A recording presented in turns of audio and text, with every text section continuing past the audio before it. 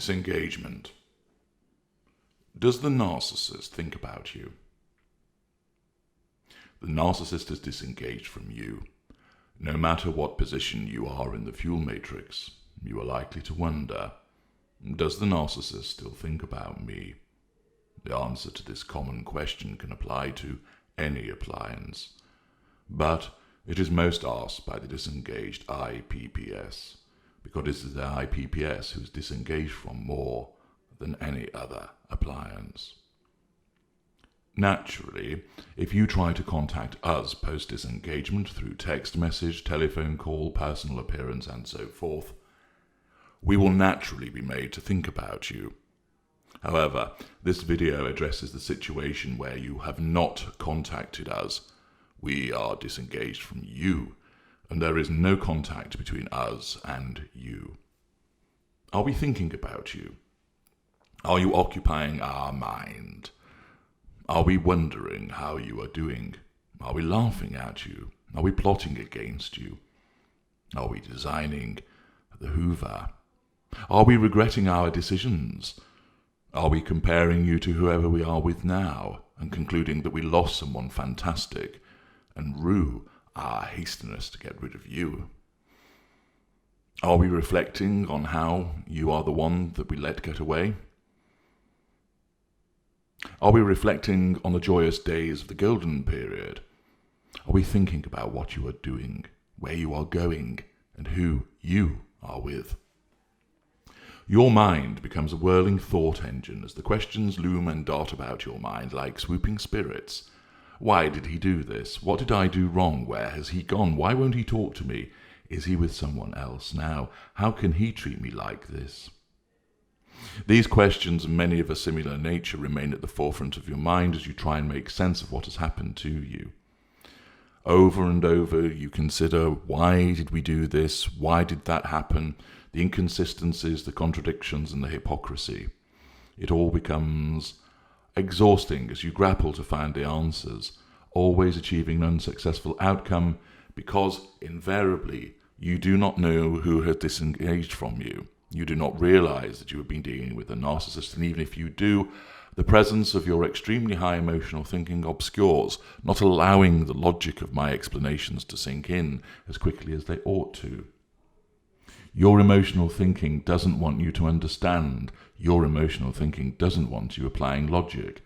Your emotional thinking wants you repeatedly thinking about us, causing you to feed your addiction, causing you to lament, analyze, reflect, reminisce, ponder, scrutinize, worry, and dissect. The more you do it, the more you feed your addiction. The more you do it, the more you increase your emotional thinking, and you become stuck on the narcissist's wheel of misery. But what about us? We cast you to one side. You did not leave us and cause us to apply initial Grand Hoover in order to bring you back under our spell. We saw no need for you anymore, and therefore we were content to throw you on the scrap heap, broken and spent, or not as effective as somebody else, and deemed a broken appliance left to its own considerations, and to dwell heavily upon our cruel treatment towards you.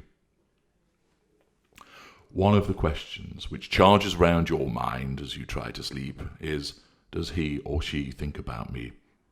Do I ever feature in their thoughts? Do they think about what I am doing? Do they recall the good times? You might wonder whether I am lying on my bed in a similar state of anxiety, mulling over what is happening.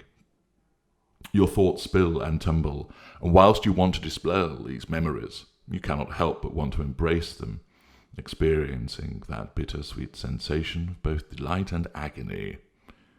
Of course, this still continues to be driven by your emotional thinking, which is wanting to feed your addiction to the narcissist. You try to get into a comfortable position, hoping that slumber will soon drag you into unconsciousness, so that the pain will evaporate, if only for a few hours. Yet even the place you now lie in evokes the images of you and I coupled together, wrapped up in one another as we made love through the night, or at least you felt we made love. Did we actually make love to one another? Did I really love you? You know you loved me, indeed you still do, but what of me? Am I now thinking of you? lamenting your loss, thinking of the love that we had, thinking of the sweet, sweet love that you poured towards me? Yet again another question leaps into your mind. I am everywhere. You consider whether I think about the treatment that you have received, and do I feel guilty for behaving that way? Do I have a reason for hurling you to one side so callously, and am I wondering whether you are now all right? Your truth-seeking empathic trait is being seized on and corrupted by your emotional thinking. It drives you to want answers, and you are left believing that such a driver is logical and should be addressed. It is not. However, it keeps the thought of me in your head going round and round, question after question, ensuring that your emotional thinking is alive and surging as you continue to wonder, is the narcissist thinking about me? Just as you hold on to the precious memories of the golden period, you wonder whether I am similarly replaying them through my mind, recalling the wonderful times, the delicious things we did together. You can summon it all in such detail. The places we went to, the other people there, what day of the week it was, even the exact date. You remember what we wore, what we ate, and what we said as the memories tumble through your head. As the clock shows it is now closer to morning than it was to evening, you wonder whether I am thinking about you in a similar fashion. While you toss and turn in your bed, which resembles a place to be endured rather than a place of comfort, I am fast asleep. From the moment my head touched the pillow, I fell asleep free from thoughts about you. No imp sits on my shoulder, jabbing me with a precious memory and keeping me from sleeping. Whilst you ruminate, cogitate, fathom, and review, I am oblivious to everything. During my waking hours, you do not invade my consciousness for long, if at all. There is too much to be done, too many people to control, too much fuel to extract as I deal with looking after and nurturing, where relevant, the new primary source of my fuel which replaced you. You have been deleted because you failed me, at least in my mind that is the case, and therefore you have been erased from the record.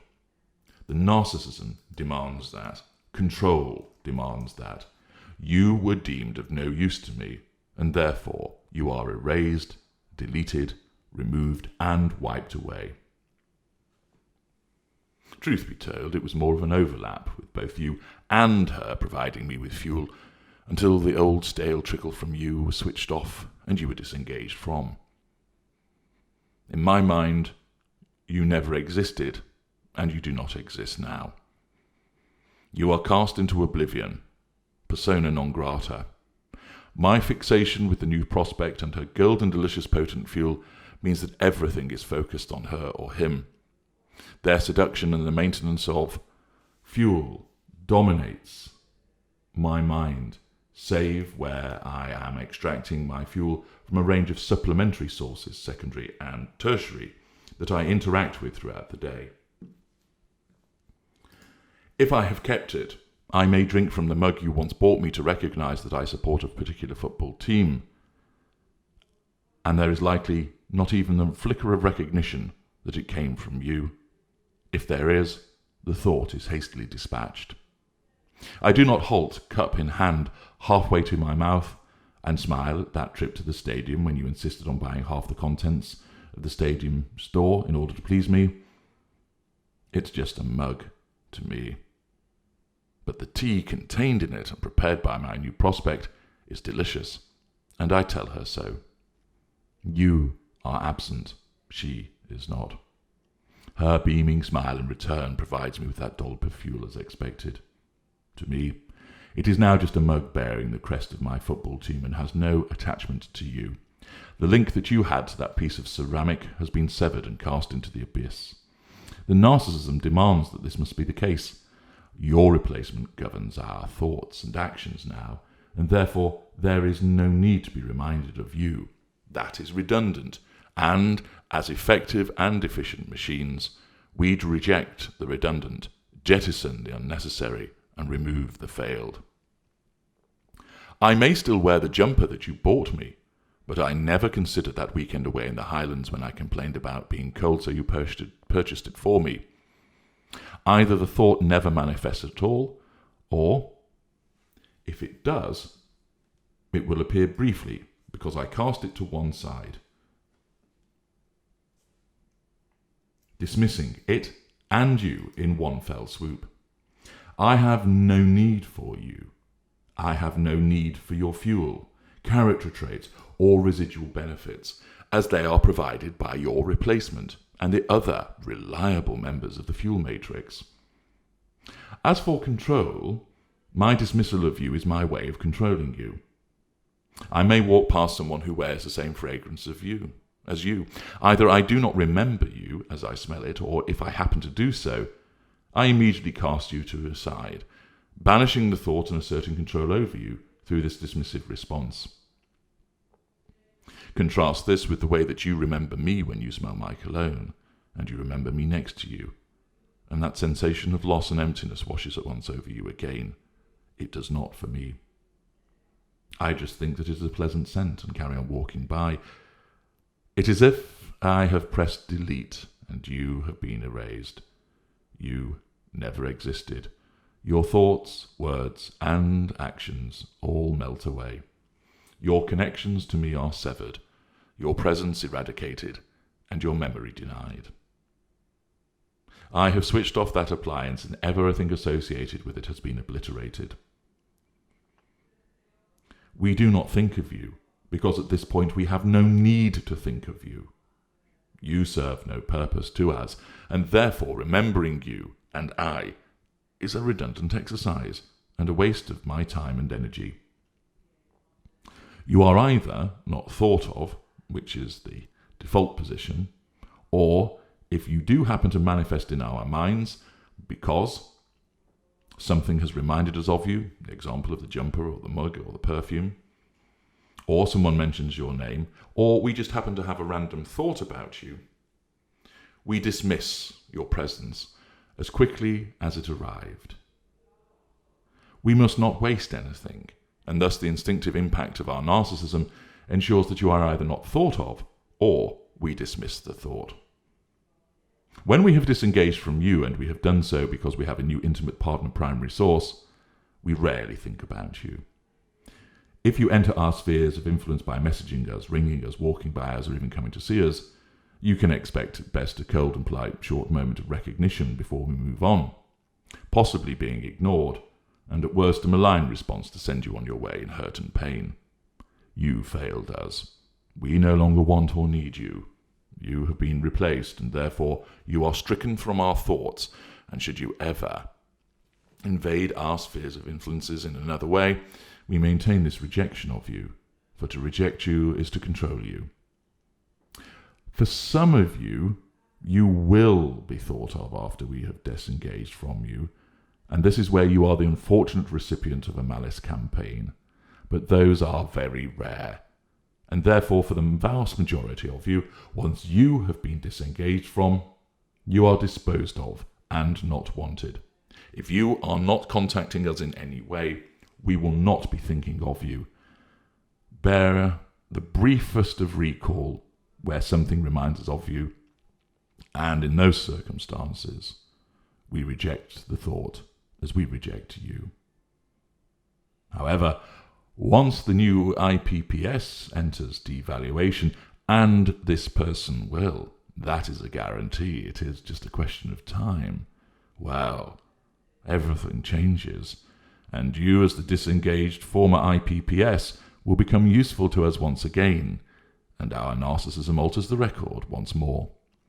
This time you will be remembered, although if truth be told, you ought to prefer that you remain cast into obscurity, because once this change occurs, the risk of us hoovering you increases considerably. We will be coming back for you in some form or other to draw again on our investment, to seize our property that we regard you as, and solely for our benefit. I'm H.G. Tudor. Thank you for listening.